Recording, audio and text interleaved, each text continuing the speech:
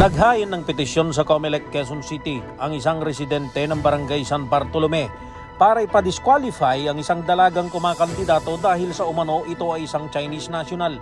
Ang ipinapadisqualify ay si Jenly Lin o Jay Lin na tumatakbo bilang SK chairman ng Barangay San Bartolome.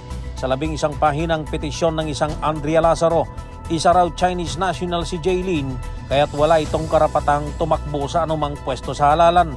Sabi ni Lazaro, patunay na hindi Pilipino si Jay Lin ay hindi nito kayang magsalita ng Tagalog kundi Cantonese, Mandarin at Fukien ang gamit nito sa pakikipag-usap.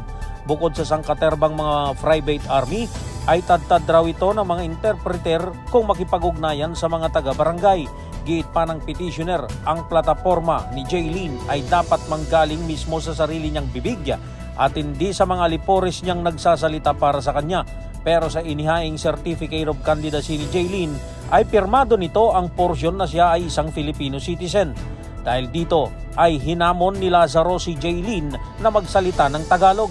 Si Jay Lin ay anak ng negosyanteng si Rose Nono Lin na dadawit noon sa kontrobersyal na 10 billion peso Pharmally scandal noong panahon ng pandemya. Para sa kauna-unahan sa Pilipinas, DZRH, ako naman Val Gonzales, tuloy-tuloy sa pagbabalita, tuloy-tuloy sa serbisyo.